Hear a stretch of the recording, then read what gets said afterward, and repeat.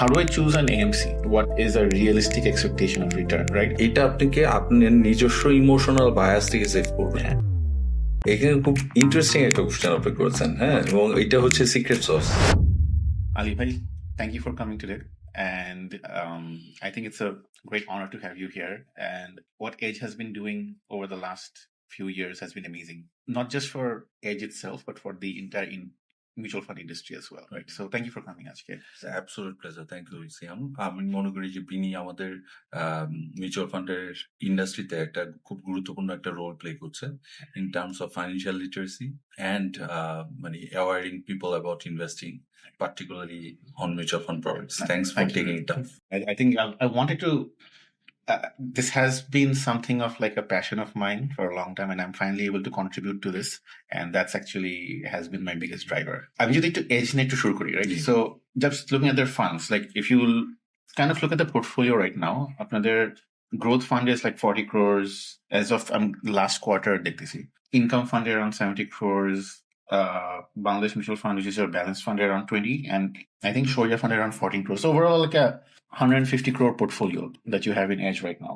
Clearly, Income Fund is much larger fund size than the rest. Is this like a reflective of your investors? For example, most of them want to invest in Income Fund. Is this a product that আপনারাই push করেন?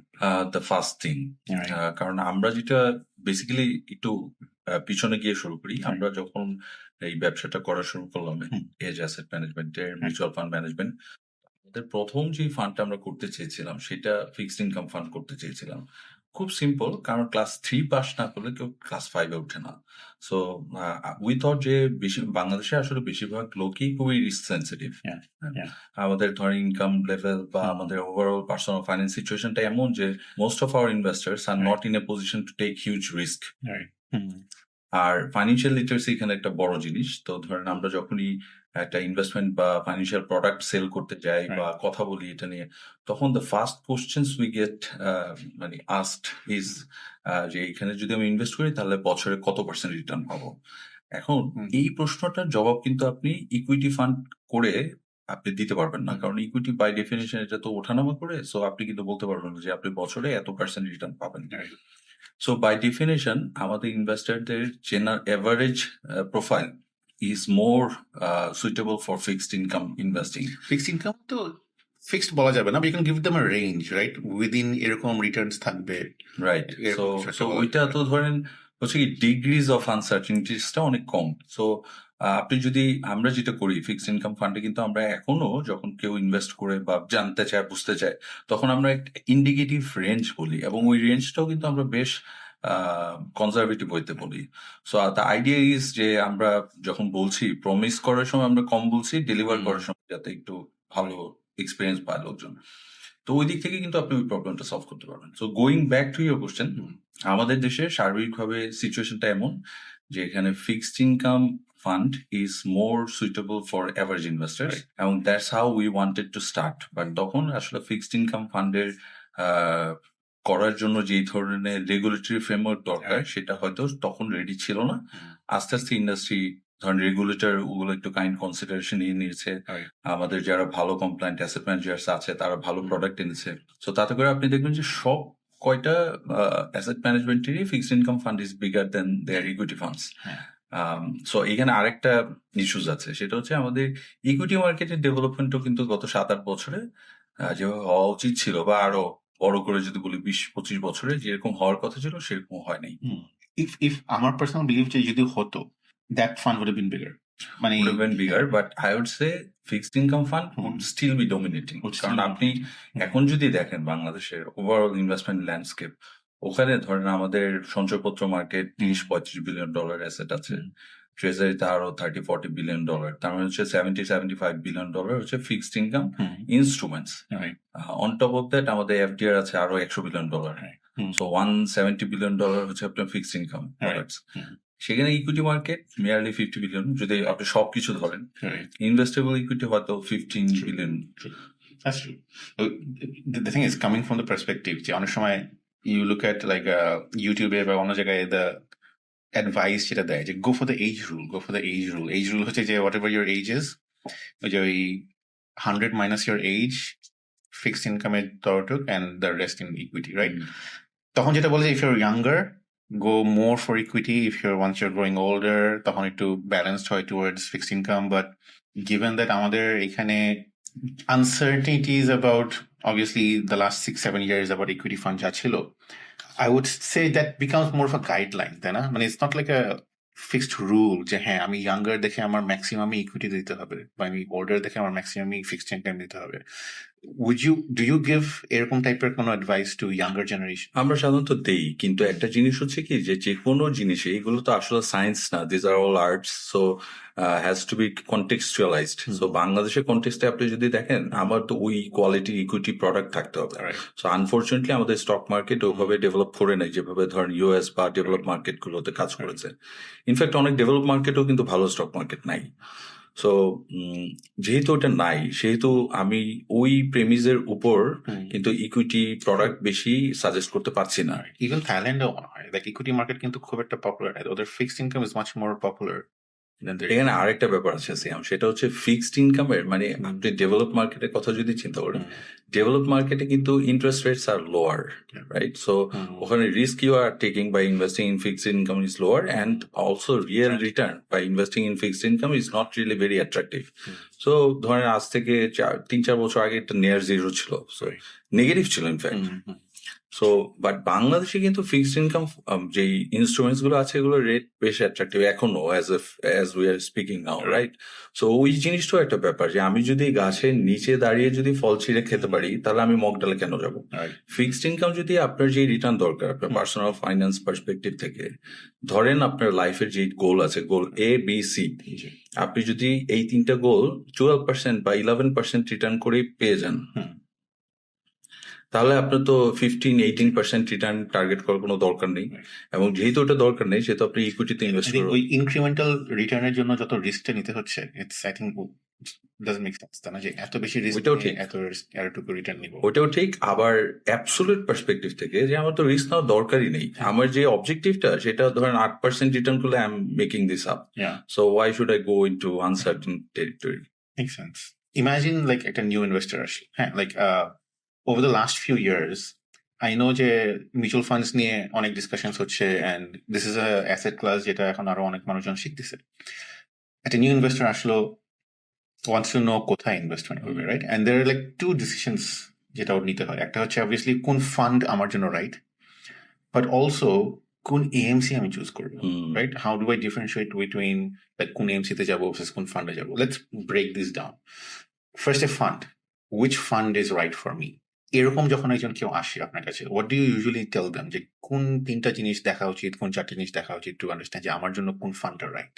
তো আমরা মানে এটা একটা হচ্ছে theoretical framework, আর একটা হচ্ছে যে প্র্যাকটিক্যালি আমরা কি করি। সো আমি I will focus on practical side of things. So আমি যখন বাংলাদেশে, তো আসলে আনফরচুনেটলি আমাদের অ্যাভারেজ মানে ইনভেস্টার, তারা যে খুব যে ফাইন্যান্সিয়ালি লিটারেট সব অপশন জানে তা কিন্তু না। তো আমি পার্সোনালি প্রথমে বোঝার চেষ্টা করি যে উনি কতদিন ইনভেস্ট করতে চায়, কতদিন ওনার ইনভেস্টমেন্ট হরাইজন। কারণ স্টক মার্কেটে বা ইকুইটি ফান্ডে কেউ যদি শর্ট টার্ম ইনভেস্টমেন্ট করতে চায়, তাহলে চান্সেস আর ভেরি হাই যে তার এক্সপিরিয়েন্সটা খুব খারাপ হবে। এবং আমি ওই জিনিসটা করতে চাই না as a fund manager. I want patient investors to be in my equity fund.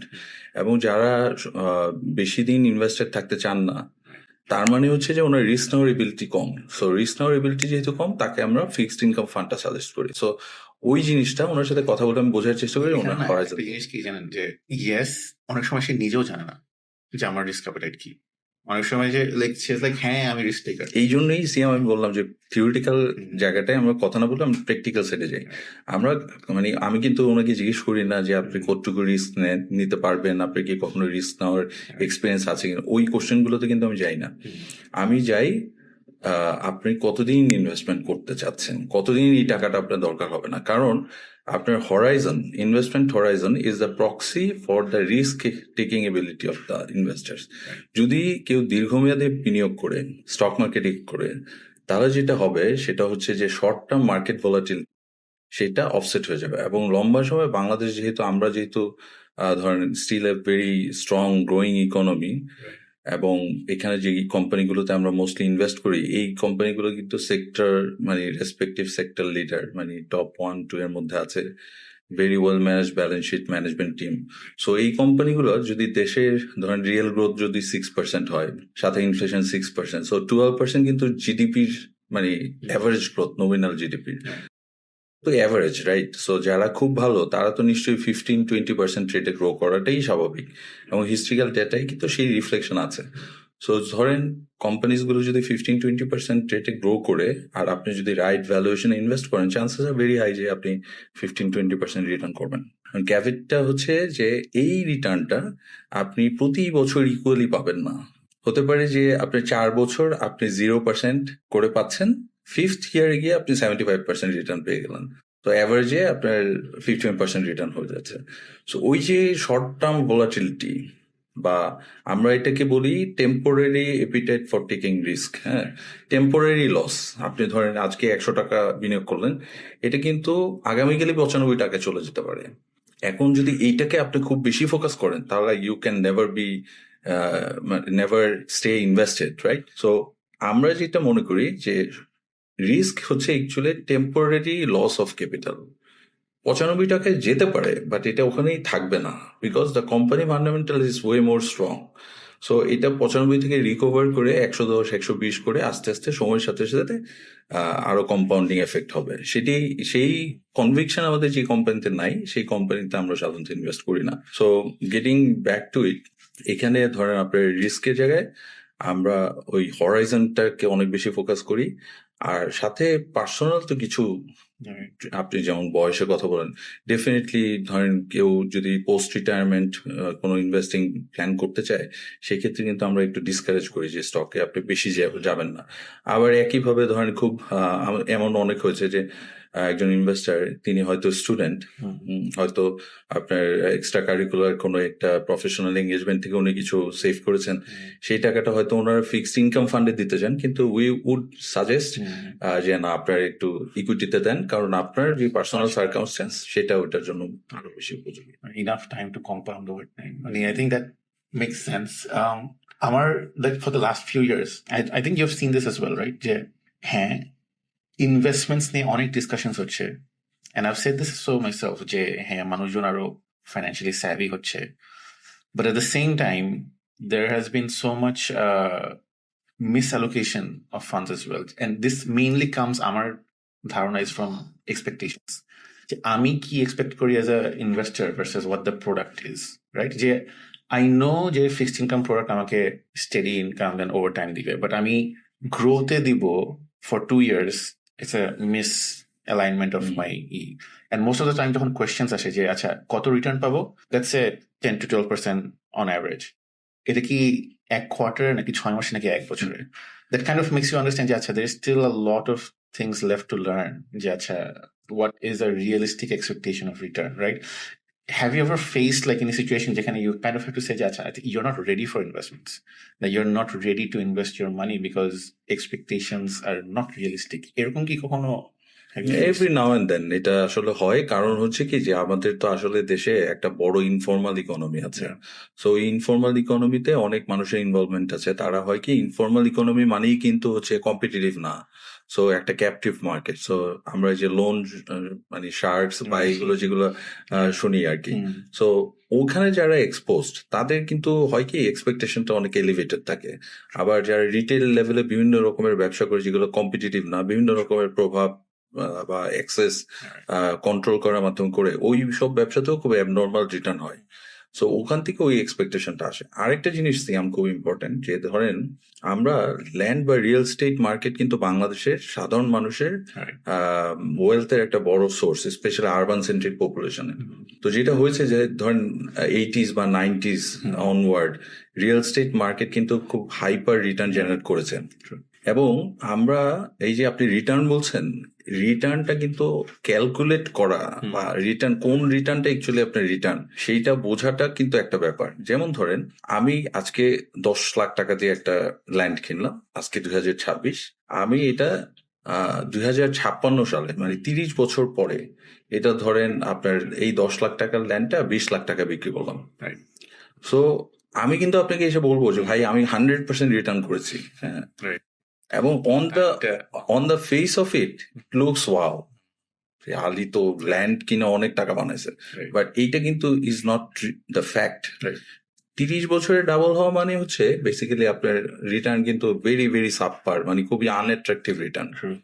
So ওই টাইমের ডাইমেনশনটা বেশিরভাগ লোকজন অ্যাপ্লাই করে না, জাস্ট অ্যাবসলিউট রিটার্নটা দেখে, যে টাইমটা ফ্যাক্টর ইন করতে। এবং ওই কারণে হয় কি, ওই যে আপনার সাথে যখন কথা হচ্ছে তখন জিনিসটা ওই টাইমের ডাইমেনশনটা তো ওনারা অ্যাপ্লাই করে হ্যাবিচুয়েটেড না। যখন ওই ডাইমেনশনটা আনে তখন ওনারা মানে দে আর আউট অফ দেয়ার প্লেস আর কি। গোয়িং ব্যাক টু দ্যাট, আচ্ছা, সো আই আন্ডারস্ট্যান্ড যে this is the right fund for me, income বলি বা ইকুইটি বলি, but how do I choose an AMC? Like as an investor, what should I look at? Should I check? কি check করে যাওয়া উচিত বা কি দেখা উচিত? এইটা ধরেন এক একজন মানুষ এক একভাবে বলতে পারবে, বাট আমার জন্য, আমি যদি পার্সোনালি বলি, বা আমিও তো একজন ইনভেস্টর, সো আমি যখন ডিসিশন নিই তখন বা নিতাম, তখন the thing that matters most is the integrity. কারণ একটা জিনিস দেখেন যে ফাইন্যান্সিয়াল, এবং এটা শুধু এএমসি না, it's true about any kind of financial service. মানে এফেক্টিভলি আপনি যেটা করছেন while taking any sort of financial product, হ্যাঁ, আপনার পকেটের টাকা আপনি আমার পকেটে দিয়ে দিচ্ছেন, that's what you are doing. এখন আমি যদি লোকটা অনেক ট্যালেন্টেড হই বা অনেক কেপেবল হই, হ্যাঁ, কিন্তু আমি যদি আমার ইন্টিগ্রিটি ইস্যু থাকে, you will not get your money back. Integrity issue বোঝা তো কঠিন। Like, how do you understand? I don't really, মানে I don't fully agree to that, কারণ এখন আসলে আপনি যদি একটু খোঁজ খবর নেন, খোঁজ খবর না নিলে কঠিন, আপনি যদি একটু খোঁজ খবর নেন তাহলে কিন্তু আপনি জানবেন যে কোথায় ইস্যুজ আছে আর কোথায় নাই। এখন ধরেন ইন্টারনেট একটা সার্চ করা, বা ধরেন আমাদের ফ্রেন্ড ফ্যামিলির মধ্যেই দেখা যায় যে কেউ একজন আছেন যিনি এটা জানেন, সো ওই যে একটু ডিউ ডিলিজেন্স করা, ওই ডিলিজেন্স করলে কিন্তু আপনি বুঝতে পারবেন যে কোথায় আপনার ইন্টিগ্রিটি ইস্যুস আছে কোথায় নাই। এবং এটা আসলে খুবই paramount important number one. And then হচ্ছে ক্যাপাবিলিটি, অফকোর্স ক্যাপাবিলিটির জায়গায় জি, ক্যাপাবিলিটি অফ দ্য ম্যানেজার, মানে সে কি যেটা যেই ধরনের ফান্ড ম্যানেজ করার কথা সেভাবে করে কি সে সাকসেসফুলি রিটার্ন ডেলিভারি দিয়েছে, রিস্ক কেমন ছিল। এটা is I think little bit harder to find out, কারণ এখন পর্যন্ত না ওইভাবে বোঝা যায় না, রাইট, যে who is managing the fund, এটা কিভাবে হচ্ছে। বাট একটু আই জাস্ট সে যে একটু খোঁজ নিতে গেলে জানা যাবে। I think you can understand. তো খুব রুল অফ থাম্ব ওয়াইজ কয়েকটা টুলস আমরা জেনারেলি ইউজ করতে পারি। যেমন ধরেন একজন অ্যাসেট ম্যানেজার, সে ধরেন গত 10 বছরে একটা ফান্ড ম্যানেজ করছে, তো আমি দেখতে পারি যে গত 10 বছরে অ্যাভারেজ মার্কেট কেমন রিটার্ন দিয়েছে, উনি কেমন রিটার্ন দিয়েছে, ওটা দেখলে আমরা বুঝতে পারবো যে সে অ্যাভারেজ মার্কেটের চেয়ে কি বেটার করেছে না খারাপ করেছে। সো ওইটা দেখলে কিন্তু আপনার একটা ইনিশিয়াল ধারণা আসবে। তারপরে আপনি একটা what I would do, আমি ওনার পোর্টফোলিও স্টেটমেন্টটা নামাতাম, given my level of understanding. So ধরেন আমি যেহেতু এই প্রফেশনে আছি, আমি একটু হয়তো অন্য অ্যাভারেজ লোকজনের চেয়ে একটু ভালো জানি, সো আমি ওই জিনিসটা একটু মিলিয়ে দেখতাম যে উনি কি কোয়ালিটি কোম্পানিতে ইনভেস্ট করে। সো ওইটা দেখলে কিন্তু আপনি বুঝবেন যে, আমরা বলি এটা কোন মাঝাবের পোর্টফোলিও, সো ওই পোর্টফোলিও দেখলে আপনি বুঝবেন যে এটা কোয়ালিটি কি, whether you have the stomach for that. True. So I think একটু অবভিয়াসলি এটা কোনো কিউরেটেড ইনফরমেশন না, এটা একটু ঘেটে দেখতে হবে কোথায় কি আছে, and you have to kind of understand that. Makes sense. আমাদের একটা, like, we have this Facebook group, right, Personal Finance Bangladesh, and I love that group because এখানে এত মানুষ like real unfiltered raw questions জিজ্ঞেস করে, and mainly from a point of curiosity, তারা জানতে চায়, and it's not like a just question করার জন্য করা না, they have a lot of questions যেটা genuinely they want an answer to, right? একটা খুব কমন কোয়েশ্চেন, আমি তো নিজেই ইনভেস্ট করতে পারি, আমি নিজেই স্টক মার্কেটে ইনভেস্ট করতে পারি, আমি নিজেই ট্রেজারি বিলস এন্ড বন্ডস কিনতে পারি, why would I need to go through a mutual fund? এরকম কোয়েশ্চেন আসলে how would you answer that? এরকম এইটা জেনারেলি আমরা যেভাবে অ্যাপ্রোচ করি সেটা হচ্ছে যে আসলে মিউচুয়াল ফান্ড ম্যানেজার কি সার্ভিস দিচ্ছে সেই জায়গাটা একটু ফোকাস করার চেষ্টা করি। সো ধরেন অ্যাভারেজ একজন লোক, প্রফেশনাল ধরে নিচ্ছি আমি, উনি কি অ্যাডোকেট সময় দিতে পারবে? স্টক মার্কেট কিন্তু is a very happening place, এখানে প্রতিদিন অনেক ধরনের নিউজ ফ্লো হয়, macro economic, industry specific, company specific, competitor specific. So ওই নিউজ বা ইনফরমেশন গুলো ইন্টারপ্রেট করা এবং সেই অনুযায়ী ডিসিশন কন্টিনিউয়াস বেসিসে নেওয়া, সেটা কিন্তু অ্যাভারেজ একজন লোকজনের জন্য করাটা খুব ডিফিকাল্ট। সো আমরা অনেকেই মনে করি যে আমরা পারবো, কিন্তু এফেক্টিভলি কি আমরা করতে পারি? সো এইটা আমরা And there's so much emotions that go into investing, তাই না? যে আমি কি সেন্স অফ ইনসিকিউরিটি আউটসে, কারণ হচ্ছে কি ওই যে যেটা আমি বললাম যে অ্যাকচুয়ালি আপনি যখন অ্যাসেট ম্যানেজারের কাছে যাচ্ছেন তখন বেসিক্যালি আপনার পকেটের টাকা আপনি আমার পকেটে দিচ্ছেন, which is not really very comfortable. তো ওই জিনিসটা হচ্ছে কি যে আপনার অনেক ধরনের ফাইন্যান্সিয়াল সিস্টেমে অনেক ইস্যুস আছে, সো ওই কারণে হয়তো লোকজন একটু বেশি কশাস। এটা আনইউজুয়াল না, কিন্তু ওখানে আপনার যেটা একটু মনে করিয়ে দেওয়ার চেষ্টা করি আমরা, ধরেন অ্যাসেট ম্যানেজার হ্যাট পরে, সেটা হচ্ছে যে আপনি গত 5 বছর কেমন রিটার্ন দিয়েছেন, আপনার পোর্টফোলিও আপনি ম্যানেজ করেছেন, সো আপনি কেমন রিটার্ন ওখানে করেছেন। আপনি দেখেন ভালো যারা মিউচুয়াল ফান্ড আছে তাদের রিটার্নটা কিন্তু এর চেয়ে বেটার ছিল। ডিফিকাল্ট টাইমে আপনি কেমন করেছেন, যেমন কোভিড এর সময় আপনি কেমন করেছেন, ওই সময় কি আপনি প্রপারলি নেভিগেট করতে পেরেছেন? তো ওই জিনিসগুলোর উত্তর যদি হয় হ্যাঁ, যে না ওই ভদ্রলোক নিজেই তার অ্যাসেট সুন্দর ম্যানেজ করতে পারছে, তাহলে তো ধরেন it's a tough sell for us. আর বেশিরভাগ ক্ষেত্রে এরকম হয় না আসলে, কারণ আমরা মানে আমাদের যেটা এক্সপিরিয়েন্স সেটা হচ্ছে যে এটা খুব সহজ কাজ না আর কি। It's not, definitely not. And the thing is, আমি সবসময় বলি যে if you can go for it, মানে আপনি নিজে করতে পারে, definitely they should go for it. But that's one of the reasons why I love fixed income as a product, fixed income mutual fund, is এটা fixed income instruments এর সব pros গুলো নিয়ে আসে, and also kind of eliminates a few cons. So for example, হ্যাঁ আমি নিজে treasury bonds কিনতে পারবো, but selling it in the secondary market is so tough. মানে ওই জিনিসগুলো মেনটেন করা, if I ever need liquidity is like one of the best sells for mutual fund, যে I can sell whenever I want. And আমার যদি secondary market এখন treasury bonds sell করতে গেলে তো I have to, মানে it will be very tough for me. But on the other hand, আমি যদি fixed income exposure নেই through a fixed income mutual fund, it's much easier for me to manage liquidity. I think that's like one of the things যেটা সবার জন্য click করে, যে হ্যাঁ it makes sense. Absolutely, মানে আমরা যখন আমাদের ফিক্সড ইনকাম ফান্ডটা ডিজাইন করি তখন খুব কনসিয়াসলি আমরা এটা নাম দিয়েছিলাম হাই কোয়ালিটি ইনকাম ফান্ড। কারণ ধরেন মানে গুড কোশ্চেন, এটা নিয়ে আমার কোশ্চেন করে যে why is it called high quality income? তো এই হাই কোয়ালিটি কেন বলছি আমরা, কারণ একটা ইনভেস্টমেন্টের 4টা ডাইমেনশন থাকে। সো ধরেন risk, return, liquidity and tax. So 4টা পার্সপেক্টিভ থেকেই সাধারণত হয় কি যে কোনো একটা প্রোডাক্ট যদি 2টা ডাইমেনশনে খুব ভালো থাকে, থার্ড ডাইমেনশনটাই হয়তো ওইটা কাউন্টার প্রোডাক্টিভ। আর এই একটা ফান্ড 4টা ডাইমেনশন থেকেই ইটস এ কিলার।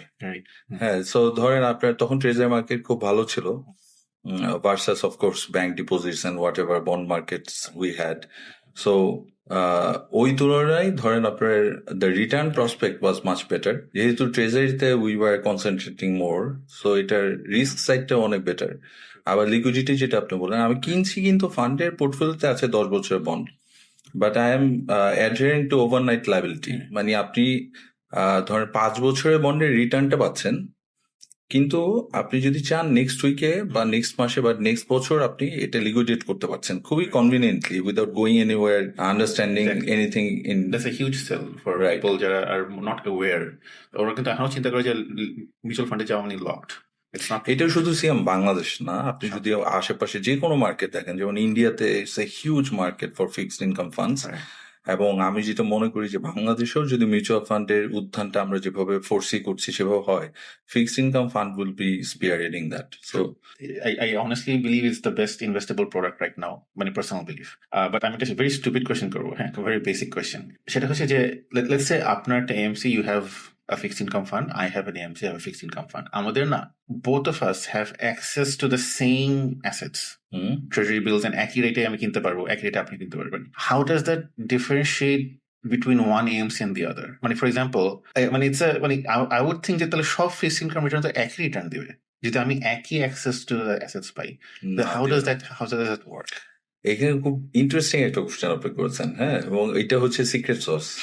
সো আপনার ফান্ডের এখন পর্যন্ত আমরা এটা করছি না, ইন্ডাস্ট্রিতে ওরকম কোনো স্ট্যান্ডার্ড নাই। আমি যেটা মনে করি যে ফিক্সড ইনকাম ফান্ডের কোয়ালিটি, মানে আপনি কি ফান্ড কিনছেন সেটা অ্যাকচুয়ালি পুরো জিনিসটা না দেখে কিনছে এখন ইনভেস্টাররা। হ্যাঁ, দ্যাটস ট্রু। যেভাবে গ্রোথের পোর্টফোলিও দেখে ওইভাবে কিন্তু ফিক্সড ইনকামের পোর্টফোলিও অতটা মেবি দেখে, বা আপনি যদি পোর্টফোলিও দেখেন আপনি বুঝবেন না। হ্যাঁ, কেন বলছি ব্যাপারটা হচ্ছে যে দেখেন আপনার it starts with interest rates, right? Fixed income ফান্ডে যেটা করছে যে আমি একটা ফিউচার ক্যাশ ফ্লো কিনছি, সেটাই তো করতেছে। এখন এই যে ফিউচার ক্যাশ ফ্লোটা, এটা কি 10 বছরের ফিউচার ক্যাশ ফ্লো নাকি 2 বছরের ফিউচার ক্যাশ ফ্লো? যদি 10 বছরের ফিউচার ক্যাশ ফ্লো হয় তাহলে কিন্তু খুব রিস্কি একটা পজিশন নিচ্ছেন আপনি। কারণ 10 বছর যে কোনো জিনিস ফোর্সি করা আরো কঠিন, রাইট? এবং 10 বছর ইন্টারেস্ট রেট প্রিডিক্ট করার এবিলিটি আপনার তৈরি করাটা আরো বেশি কঠিন। আপনি যদি 1 বছরের ফিক্সড ইনকাম ফান্ড কিনেন, তার মানে 1 বছরের ক্যাশ ফ্লো আপনি কিনছেন। সো সেটা কিন্তু ইজিয়ার। সো আপনি যখন আমাদের এখানে ইনভেস্টার কিনছে ফিক্সড ইনকাম ফান্ড, তখন কিন্তু ওই যে ডিউরেশন কত, ডিউরেশন মানে হচ্ছে যে আপনি ফান্ডের লং টার্ম বন্ড বেশি নাকি শর্ট টার্ম বন্ড বেশি, ওইটার অ্যাভারেজ টেনিওরটা হচ্ছে ডিউরেশন। সো ডিউরেশন দেখে ফান্ড কেনা উচিত। এবং এই ডিউরেশনটা আই ডোন্ট থিংক কত মানুষ দেখে এটা, আই ডোন্ট নো। এটা আসলে এখনো দেখে না, কারণ এটা একটু ধরেন আপনার একটু টেকনিক্যাল যেতে হয়, একটু টেকনিক্যাল জিনিস। বাট এটা আমার ধারণা যে এক সময় আপনি যে কোশ্চেনটা এখন করছেন সেটা এখন আপনি করছেন, কয়েকদিন পরে দেখবেন যে আপনার কাস্টমাররা অনেক বেশি এই ব্যাপারে কনসার্ন হবে। সো ওখান থেকে কি আসছে দেখেন, ফিক্সড ইনকাম ফান্ড অ্যাকচুয়ালি কেমন করবে, ইটস এ ফাংশন অফ এই অ্যাসেট ম্যানেজারের ইন্টারেস্ট রেট ফোরকাস্ট করার এবিলিটি কত ভালো। সো যদি ফোরকাস্ট করার এবিলিটিস ভালো হয় তাহলে সে ডিউরেশনটা খুব সুন্দর করে ম্যানেজ করতে পারবে। ডিউরেশন কিন্তু হচ্ছে ইজ আ মোমেন্টারি থিং, মানে আজকে আমার ডিউরেশন ধরেন ফান্ডে 3.5, the next day it can be 0.5, I can sell off all my long term bond and buy short term bills. So এই যে ডিউরেশনটা ম্যানেজ করছি আমি, সেটা আমি কত সুন্দর করে করছি given the movement in interest rates, সেইটাই কিন্তু আমার সাকসেসের ড্রাইভার। সো এখন ধরেন আপনার আমার মতো একজন ইনভেস্টার আইডিয়ালি, দেন এগেইন এটা টেকনিক্যাল, এটা হয়তো অ্যাভারেজ ইনভেস্টারের জন্য সুইটেবল হবে না। সো ইনভেস্টাররা দেখতে পারে যে ইন্টারেস্ট রেট ভোলাটিলিটির মধ্যে অ্যাসেট ম্যানেজারের পারফরমেন্সে কোনো ড্র্যাগ হয়েছে কিনা। যখন ইন্টারেস্ট রেট অনেক পড়ে গেছে তখন কি ওনার রিটার্ন আসলে অনেক পড়ে গেছে নাকি দে কুড সাস্টেইন। সো ওইটা দেখলে হবে কি যে আপনার দেখলে আপনি বুঝতে পারবেন যে এই অ্যাসেট ম্যানেজারের এবিলিটিস কেমন in the middle of interest rate volatility. So duration ম্যানেজমেন্টটা অ্যাজ এ নর্মাল ইনভেস্টর কিভাবে ইন্টারপ্রেট করবো, like what should I look at? এই যে এটাই আমি বললাম যে আপনার ধরেন ফর এক্সাম্পল আমি একটা এক্সাম্পল দিয়ে বলি, আমাদের কিন্তু গত 5-6 বছরে খুব ইন্টারেস্ট রেট ভলাটিলিটি অনেক বেশি ছিল। কোভিড এর সময় 10 বছরের বন্ডের রেট আপনার 6-7% পড়ে গেল। তারপরে আবার ধরেন গত বছর এই সময়ে 12.5%, অলমোস্ট 13% আপনার হয়ে গেল 10 বছর, মানে 100%-এর বেশি ভলাটিলিটি। হ্যাঁ, তো এই সময়ে যারা ফান্ড ম্যানেজ করেছে তাদের পারফরমেন্স যদি আপনি দেখেন মোটামুটি স্টেবল ছিল, খুব বড় ড্রপ হয় নাই। তারপরে ইটস আ ম্যাসিভ আন্ডারটেকিং। আর যদি দেখেন যে না মানে উল্টা হয়েছে, যখন মানে ভালো করার কথা ছিল, যখন লং টার্ম ডিউরেশনে যাওয়া উচিত ছিল তখন ডিউরেশন কাট করেছে এন্ড ভাইস ভার্সা, তার মানে হচ্ছে যে they are not being able to wrap their heads around the problem. হ্যাঁ, সো এইরকম হতে পারে। কিন্তু আমি যেটুকু দেখেছি আমাদের দেশে যারা ফিক্সড ইনকাম ফান্ড ম্যানেজ করছে প্রত্যেকটা ফান্ডই আসলে ভালো করেছে। হ্যাঁ, every fund has done good. আরেকটা জিনিস একটু ধরেন এখানে একটা ভ্যালুয়েশনের একটা ব্যাপার আছে আমাদের দেশে। মার্ক টু মার্কেট সাধারণত মানে মিউচুয়াল ফান্ড স্ট্রাকচার ওইটাই রিকমেন্ডেড, কিন্তু it's not recommended, not regulated, তাই না? এটা ইন্টারপ্রিটেশনাল। আমার ইন্টারপ্রিটেশন হচ্ছে এটা রিকোয়ার্ড, কারণ আইএফআরএস এর রিকোয়ারমেন্টস কিন্তু সেটা। সো মানে এটা তো রেগুলেটরি, মানে আলাদা করে রেগুলেটরি ম্যাটার না। অ্যাকাউন্টিং মানি হচ্ছে আপনার আইএফআরএস স্ট্যান্ডার্ড আপনার অ্যাডহেয়ার করতে হবে। সো ওই পার্সপেক্টিভ থেকে এটা রিকোয়ার্ড। ওকে, এন্ড আপনাদের তো মার্ক টু মার্কেট ফান্ড আমাদের গুলো। Interesting, very interesting. So this was like the how you would manage a income fund. I guess it's much more easier to understand how you would manage a growth fund, right? A growth fund, you kind of have to invest a lot behind analysis, analytics, kora fundamentals bujha, and therefore betting on which stocks and which many kun share kinte hobe arki. How much does an investor influence the fund? I'm an example day. I know that there are a few একটা কিন্তু দেয়া আছে একটু fixed income ফান্ডদেরকে একটা লিভে দেওয়া আছে যে you can invest a certain amount into capital market as well, right? স্টকসে, হ্যাঁ, স্টকসে আপনি ইনভেস্ট করতে পারেন, বাট দ্যাটস জাস্ট একটা fixed income fund taking risk. At the same time আমি যদি একটা ইনভেস্টার হই, আমি ফান্ডে টাকাটা দিব, আমি বলতে পারি যে না, আমি ইনকাম ফান্ড টাকা দিচ্ছি মানে I am not taking any risk, or I can say যে না আমি ইনকাম ফান্ডে টাকা দিচ্ছি বাট কিছু রিস্ক নিলে নাও সমস্যা নেই। Do you kind of listen to your investors, মানে how much do they influence আপনাদের ডিসিশন মেকিং, নাকি এটা ইনফ্লুয়েন্স করেই না?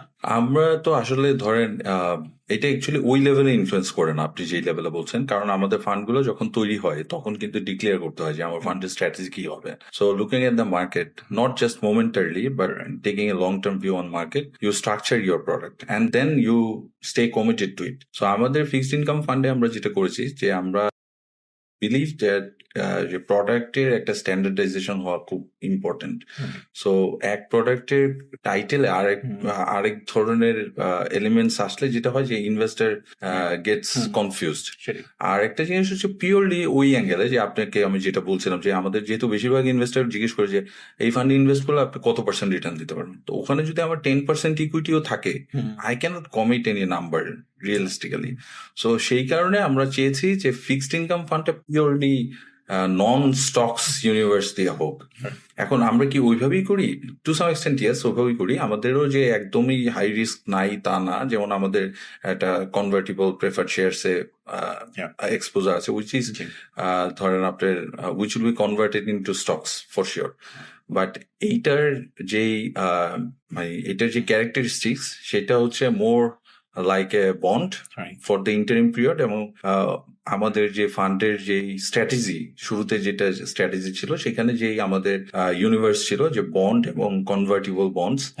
সো যেহেতু এটা ওখানে কভার্ড, সো আমাদের স্ট্র্যাটেজি কভার করে এবং we thought the valuation was attractive and risk is manageable, so we took the position. So এইটা হচ্ছে কি আপনি যেটা বললেন, আমার কাছে মনে হয় বাংলাদেশের মতো একটা মার্কেটে যেখানে অ্যাভারেজ ইনভেস্টার আসলে খুব হাইলি ফাইন্যান্সিয়াল লিটারেট না, সেখানে একটা স্ট্যান্ডার্ডাইজড প্রোডাক্ট থাকতে ভালো আর কি ইনভেস্টারদের জন্য। সো মানে হ্যাঁ, স্ট্যান্ডার্ডাইজড প্রোডাক্ট থাকলে I know exactly what I am investing, আমি জানি কি করতেছি আর কি চাচ্ছি, রাইট? Make sense. ওই জন্যই না আই ফিল যে this is true for every AMC, যে সবচেয়ে ওদের ব্যালেন্স ফান্ডটা কিন্তু খুব একটা বড় থাকে না। That's because I as an investor I don't want দুই জায়গায় দুই পা দিতে। মানে if I am doing fixed income, আমি রিস্ক নিতে চাই না, so I go all in on fixed income. And if I am doing growth, আমি ব্যালেন্সে যাওয়া মানে গ্রোথের রিস্ক নিচ্ছি, বাট আপসাইডটা হলে ওই আপসাইডটা পাবো না। That's kind of like আমার কাছে যেটা মনে হয়েছে, it's like you are actually creating a balance fund. হ্যাঁ, so we call it homemade মানে ব্রেড আর কি। হ্যাঁ, সো আপনি ধরেন দুইটা এক্সট্রিম 50% ওয়েট দিয়ে নিলেন, তাতে করে হলো কি অ্যাকচুয়ালি আপনি you are ending up with balanced exposure. So এইটা হতে পারে এক সময়। একটা জিনিস আমাদের একটু কন্টেক্সচুয়ালাইজ করতে হবে যে এক সময় তো ফিক্সড ইনকাম ফান্ড ছিল না, ব্যালেন্স ফান্ডটা ওই কারণেই এসেছিল। আমাদের যে জার্নিটা আমরা বললাম, আমরা কিন্তু চেয়েছি ফিক্সড ইনকাম করতে, ওটা পসিবল ছিল না তখন, সেই জন্য আমরা ব্যালেন্স ফান্ড দিয়ে স্টার্ট করেছি। সো এখন হয়তো ধরেন ব্যালেন্স ফান্ডের গুরুত্ব আর আগের মতো নাই, given that now we have pure fixed income fund and people can blend it themselves. So ওইটা একটা ইভলিউশনারি প্রসেস আর কি। তিনটা জিনিস ভেরি ভেরি কুইক কোয়েশ্চেন্স যেগুলা মানুষজন জিজ্ঞেস করে। নাম্বার 1, এনএভি দেখে কিনবো কিনা? ফর এক্সাম্পল, এনএভি লোয়ার মানে কি এটা লোয়ার প্রাইস, এনএভি হায়ার মানে কি হায়ার প্রাইস নাকি? অ্যাবসলিউটলি না। NAV has no bearing with your investment decision. আপনি ইনভেস্টমেন্ট ডিসিশনের জন্য যেটা দেখতে পারেন সেটা হচ্ছে পোর্টফোলিও কোয়ালিটি এক, সেকেন্ড থিং হচ্ছে যে ফান্ড ম্যানেজারের return track record over time, particularly in difficult Times like Covid or political crisis, interest rate volatility, ওই সময়ে ওনারা কিভাবে ওনাদের পোর্টফোলিও চেঞ্জ করেছে, এগুলো একটু advance level. But basic level ওইটাই যে আপনার পোর্টফোলিও কোয়ালিটি কি ধরনের কোম্পানি আছে। আর সেকেন্ড থিং হচ্ছে যে আপনার লম্বা সময়ে 5 বছর বা 3 বছর হরাইজনে ওনারা যে রিটার্ন দিয়েছে ওটা মার্কেটের চেয়ে কতটা ভালো, বা ওনাদের মানে ABC asset manager XYZ asset ম্যানেজারের চেয়ে কত ভালো রিটার্ন দিয়েছে। ওভাবে কম্পারিজন করলে you will get a sense of where things are going আর কি। সেকেন্ড, এক্সিট লোড দেখে কি কেনা উচিত কিনা? যে does the fund have exit load or don't have? না, আমার কাছে যেটা মনে হয় সেটা হচ্ছে যে আপনার this are all secondary. Exit লোডের প্রশ্নটা আসে তখনই যখন আপনি you are taking short term exposure. So by definition mutual fund প্রোডাক্টই কিন্তু লং টার্ম প্রোডাক্ট।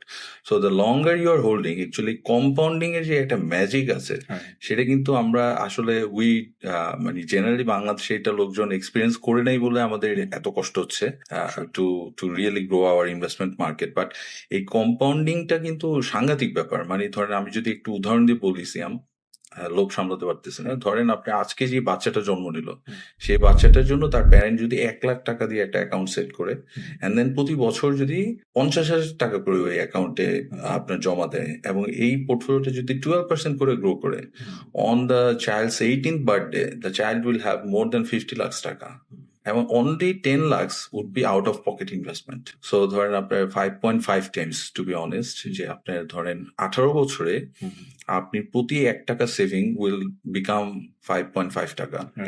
এইটা যে হচ্ছে কম্পাউন্ডিং, এবং এটা যদি আপনি আরো 30 বছর করেন, ওখান মানে আমি তো বললাম 18 বছর, so if you do it for 30 years you will see radical growth in the latter years. So compounding like any good things, সময়ের সাথে সাথে এটা পজিটিভ ইম্প্যাক্টটা বড় হয়। সো এইটা আমার কাছে মনে হয় যে আমাদের কিন্তু দেখেন আমাদের সোফার সবচেয়ে পপুলার ফাইন্যান্সিয়াল প্রোডাক্ট হচ্ছে সঞ্চয়পত্র। সঞ্চয়পত্রের টেনর কতটুকু? 5 বছর। So this is the problem, যে আমাদের আসলে লং টার্ম কোনো প্রোডাক্ট নেই। লং টার্ম একটা প্রোডাক্ট, একটা ইনভেস্টার যদি ইনভেস্ট করে তার যে 10 বছর 20 বছর এক্সপিরিয়েন্স, ওইটা মানে that will have an generational impact. কারণ আমার বাবা যদি এরকম 20 বছর ইনভেস্ট করে একটা খুব ভালো পজিটিভ একটা আউটকাম হয়, সেটা কিন্তু আমাকে এসে বলবে and I will carry it forward. So আমার কাছে মনে হয় আমাদের লং টার্ম ফাইন্যান্সিয়াল প্রোডাক্টে যাওয়া উচিত, এবং মানে ফিক্সড ইনকাম ফান্ডেও যদি কেউ ইনভেস্ট করে তার হরাইজনটা লম্বা হওয়া উচিত। So going back to your question, যে এক্সিট লোড দেখে কেনা উচিত না। এক্সিট লোড আপনি তখনই দেখবেন যখন আপনি আপনার ইমার্জেন্সি ফান্ডের কোনো একটা অংশ রাখছেন। ইভেন দেন এক্সিট লোডস আর ইউজুয়ালি যদি থাকেও এত শর্ট টাইমের জন্য থাকে যে এক মাস বা রং কোয়েশ্চেন্স, রাইট? যে এক্সিট লোড কত, মানে তার মানে you are not really understanding what the compounding effect is বা এটা শর্ট টার্মের জন্য। থার্ড কোয়েশ্চেন কুইকলি, ট্রাস্টি বা কাস্টোডিয়ান দেখে কি ইনভেস্টমেন্ট করা উচিত? Does it matter? Trustee custodian দেখা উচিত, বাট সবার আগে দেখা উচিত অ্যাসেট ম্যানেজার। হ্যাঁ, আর অ্যাসেট ম্যানেজারের পরে ইম্পর্টেন্ট ট্রাস্টি। কাস্টোডিয়ান মোটামুটি আমাদের কাস্টোডিয়ান রিলেটেড ইস্যুস খুবই কম হয়েছে। সো আমার কাছে মনে হয় ডিসপ্রপোর্শনেটলি অ্যাসেট ম্যানেজারকে দেখা উচিত। সো আপনি যে ওয়েট দিতে বলেন, 70% weight on quality of asset manager, 20% on trustee and 10% on custodian. ও আরেকটা জিনিস আমি মিস করছি, সেটা হচ্ছে অডিটর। খুব ইম্পর্টেন্ট যে অডিটর এবং what auditor is saying about the quality of financial reporting. ওই যখন আমি লুকিং এট যে ফরমেশন ডকুমেন্ট, ওখানে তো অডিটর মেনশন করা থাকে না, থাকে অডিটর তো অ্যাকচুয়ালি চেঞ্জ হয়, ট্রাস্টে দেখতে পারি, বাট অডিটর মানে সময় দেখতে পারি না। অডিটর থাকে বাট ফর ইনিশিয়াল ইয়ার্স, কিন্তু হয় কি অডিটর চেঞ্জ হয় ফান্ডের। সো এবং বাংলাদেশে আসলে অডিট ফাংশনে ইমপ্রুভমেন্ট অনেক জায়গায় আছে এখনো, যে আমরা খুব যে আপনি খুব ভালো একজন অডিটর দেখলেই যে আপনি নিশ্চিন্ত হয়ে যাবেন তা না। বাট আমার কাছে মনে হয় যারা অনেক দীর্ঘমেয়াদী ইনভেস্ট করেন তাদের অডিট রিপোর্টটা একটু পড়া উচিত, যে কোনো ধরনের কোনো ইস্যুস আছে কিনা ওটা আইডেন্টিফাই করার জন্য। জাস্ট ওয়ান মোর ফান্ড নিয়ে কথা বলতাম, which is the Sharia fund, right? I've kind of said this before, but if you have, let's say I'm a Sharia investor, if I have options like Shukuk bond and other options, I see and I compare those returns with historically Sharia fund returns in Bangladesh, and it's I would say Sharia funds have given a much lower return. And is it because mainly the exposure to the capital market যেটা Sharia fund এর হয়েছে? Because I don't know কত অপশনসই আছে Sharia, pure Sharia options. শরিয়ার একটা ব্যাপার হচ্ছে কি আপনি কমপ্লায়েন্সটা কোন স্কুল অফ থট থেকে কত রাইগোরাসলি অ্যাপ্লাই করছেন তার উপর ডিপেন্ড করে আপনার ইউনিভার্স কত হবে। তো আমরা we are generally very very committed to our শরিয়া স্ট্র্যাটেজি। তো আমাদের শরিয়া বোর্ডের যে শরিয়া চার্টার আছে সেই অনুযায়ী আসলে ইনভেস্টমেন্ট ইউনিভার্স খুবই ছোট। আর ইনভেস্টমেন্ট ম্যানেজার হিসেবে আমরা খুবই সিলেক্টিভ। সো দুইটার কম্বিনেশন যেটা হয়েছে যে খুবই ইউনিভার্সটা আসলে বড় না, ছোট। এখন ঠিক আছে, ছোট হওয়া কিন্তু খারাপ না, সো লং অ্যাজ ছোটটা ভালো করছে। হ্যাঁ, আমাদের এখানে যেটা ইস্যুস সেটা আন্ডারলাইনিং, আপনি যেটা বললেন যে শরিয়া ফান্ড গুলো কেন সুকুক বা অন্যান্য শরিয়া ফিক্সড ইনকাম বা অল্টারনেটিভ ইনভেস্টমেন্টে যে খারাপ করছে, এটার রিজনটা হচ্ছে যে because stock market actually dragged মানে in a big Right. way in last 10 years. So And Shoriaর maximum exposure to stock market. মার্কেটে Right. সো এতে করে হচ্ছে কি যে সরিয়া ফান্ড গুলোর পারফরমেন্স খুবই চাপের মধ্যে ছিল। আচ্ছা, আর বাট আমি যেটা মনে করি যে সবসময় কিন্তু আপনার past performance will not really define your future outcome, তাই না? তো গোয়িং ফরওয়ার্ড যদি আমাদের স্টক মার্কেটে তো আসলে এখন একটা রিহেবিলিটেশন প্রসেস চলতেছে, so we are all hopeful যে stock market will do well over time as Bangladesh transition successfully in the macro economic spheres. So ওইটা যদি হয় তখন দেখবেন যে আপনার শরিয়া কমপ্লায়েন্ট ভালো কোম্পানিগুলো ভালো করবে, এবং then you will be seeing that sharia compliant funds are putting better results than the sukuks. আরেকটা জিনিস আছে, সেটা হচ্ছে সুকুকটা কিন্তু একটু ওভারল্যাপ। আগে তো শরিয়া ফান্ড যখন মানে আমরা যখন স্টার্ট করছি তখন তো সুকুক ছিল না। এখন এই যে the availability of sukuk itself will help improving returns of. So effectively ধরেন আপনার going forward, I think Sharia funds has better chances to do better than fixed income bonds, sukuks like bonds. The future is not going to be looking the same way as historical performance should be, right? I think we're kind of like at the end, and just a few basic things, right? How does Ali Imam Bhai invest personally? If you have a personal investment philosophy, and it basically you're managing a huge fund, and does it really individual investment philosophy, does it differ a lot from like a fund investment philosophy? Like আপনি নিজের টাকা how do you invest usually? এটা খুবই personal question, so আমি একটু personally জিনিসটা tackle করতে পারি। আমি আসলে খুবই risk taking investor. I never invested in fixed income. আমি কখনো রেজার বন্ড বা সঞ্চয়পত্র ওভাবে কিনে নেই। সো আমার একবার শুধু কিনছিলাম, তাও একটা special situation, so I never really invested in bonds. So আমার পার্সোনাল ফিলোসফি, যেহেতু আমি প্রফেশনালি এই মানে ডিসিপ্লিনে ট্রেন্ড, সো আমার থটটা হচ্ছে যে যেখানে কনভিকশন আছে ওখানে কমিট করা অনেক, এবং ধরেন খুবই খুবই কনসেন্ট্রেটেড পোর্টফোলিও, খুবই হাই কনভিকশন, সো ওভাবে করে মানে পোর্টফোলিও বিল্ড করা। আর second part of your question যে fund management versus personal investment management, দুইটার মধ্যে আসলে অনেক ডিফারেন্স, অনেক। কারণ it's very easy to mismanage your own money, but in your position it's very hard to take a call that is risky for an average client.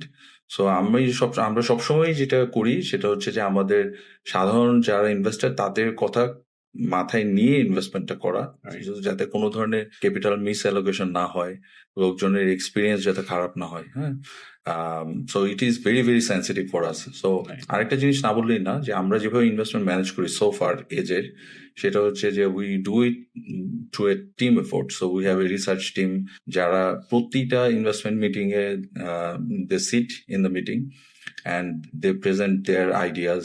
We debate a lot about money, what to buy, what to sell, what to hold. And then our partner Asif, he plays a very important role in decision making. So আমরা অনেকটা consensus basis operate করি, এবং এতে করে হচ্ছে কি যে একটা আপনার ব্যালেন্সড আউট হয়। ধরেন আমার কিছু কিছু হয়তো ব্লাইন্ড স্পট আছে, সেটা অনেকটুকু কভার করে আমার colleague and vice versa. So এইভাবে আমরা সোফার ম্যানেজ করছি। এইটার একটা ফ্লিপ সাইডও আছে, যখন কালেকটিভ ডিসিশন হয় তখন কনভিকশন ওভাবে পাওয়া যায় না। সো যে কোনো জিনিসেরই পজিটিভ নেগেটিভ আছে। সো ওইটা সোফার আমরা এখন পর্যন্ত ম্যানেজ করতে পারছি। গোয়িং ফরওয়ার্ড হয়তো একটা পয়েন্ট অফ টাইমে গিয়ে ফান্ডগুলো যখন আরো বড় হবে, we will have separate portfolio managers for each of the funds. But for now, I think যেহেতু আপনার ফান্ড ম্যানেজমেন্টটা হচ্ছে যে কালেকটিভ টিম এফোর্ট, সো এবং ওইটার objective is very different from individual objectives. So ওইটার management is radically different from how I manage my portfolio. And there's like even when I'm talking about আমাদের group, আমাদের Bini and everything else, most of the investors are younger. And I think they're like new to investment world, or just sure got this and stuff like that. So if you had to give advice to the younger generation who are coming into the investment world, like what sort of advice? Start early. এইটার চেয়ে বড় জিনিস আর কিছু নাই। So whatever amount you have, মানে ধরেন আপনার আমাদের যারা স্টুডেন্টস বা যারা ধরেন প্যারেন্টস, যারা ছোট বাচ্চা আছে স্কুলে যায়, so set something up for them, show them the value of money. Money in the right hand is capital that can change everything for a family. So আমার কাছে যেটা মনে হয় starting early is very very very important. So এই এতে করে হয় কি ফাইন্যান্সিয়াল এম্পাওয়ারমেন্টে অনেক বড় একটা ডিফারেন্স হয়ে যায় ওয়েন মানে দ্য রাইট টাইম কামস. আর আরেকটা খুব ইম্পর্টেন্ট জিনিস আছে যেটা আমার কাছে মনে হয় যে উই শুড ফোকাস. বাংলাদেশে we rarely see families developed as institutions. So আপনি দেখবেন যে ফার্স্ট জেনারেশন হয়তো একটা অ্যাসেট বেস করে, সেকেন্ড জেনারেশন থার্ড জেনারেশন ওটা হয়তো ওইভাবে গ্রো করতে পারে না. ওই অ্যাসেট বেসড একটা ইনস্টিটিউশন আন্ডারে ফেলে দেওয়া so that it can B managed better. সেটা একটা, বাট ফিলোসফিটা মানে ধরেন আপনার how money should be managed, আমরা কিন্তু এটা ধরেন আপনার আমাদের বাচ্চাদের খুব বেশি কমিউনিকেট করি না.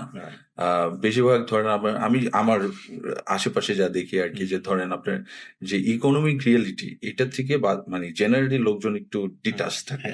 সো এইটা কিন্তু the invisible force of economics, এইটা আমার কাছে মনে হয় প্রত্যেকটা ইয়াং মাইন্ডের এটা সম্পর্কে একটা ভালো আইডিয়া থাকা উচিত. এবং the best way to take that lesson is by মানে participating in live market, whatever be it. মানে ধরেন প্যারেন্টের গাইডেন্সে বা টিচারদের গাইডেন্সে আপনার ইনভেস্টিং বা পার্সোনাল ফাইন্যান্স, যে কেন এই জিনিসটা এক্সপেন্সিভ, এটা এখন কিনা যাবে না, কেন কোন জিনিসটা মানে ধরেন ভ্যালু আছে, সেই জিনিসটা কিভাবে জাজ করতে হয়, সে আমার কাছে মনে হয় কমন সেন্স গুলো খুব ইম্পর্টেন্ট. এবং ওই জিনিসগুলো যখন একটা ফ্যামিলি মেম্বার ইয়াঙ্গার জেনারেশনের মধ্যে থাকে, তখন কিন্তু ফ্যামিলির ভ্যালু সিস্টেমটাই ডিফারেন্ট ভাবে বিল্ড হয় এবং you would see families to sustain. Unfortunately আমাদের এখানে families are not built as institutions. আমি কিছু, যেমন আমার এক্সপিরিয়েন্সে আমি দেখেছি যে কিছু কিছু ফ্যামিলিজ আছে যারা ফ্যামিলি কাউন্সিল করে একসাথে বসে তারা এইসব ফাইন্যান্সিয়াল ম্যাটার্স নিয়ে আলাপ করে এডুকেট করে নিজেদের বাচ্চাদের. আমার কাছে মনে হয় যে that's a very good practice. হ্যাঁ, দ্যাট ইজ রাইট. আমি দেখি না ইউজুয়ালি এরকম হয়, বাট এটা যদি করা যায়, মেকিং ইট মোর কমন.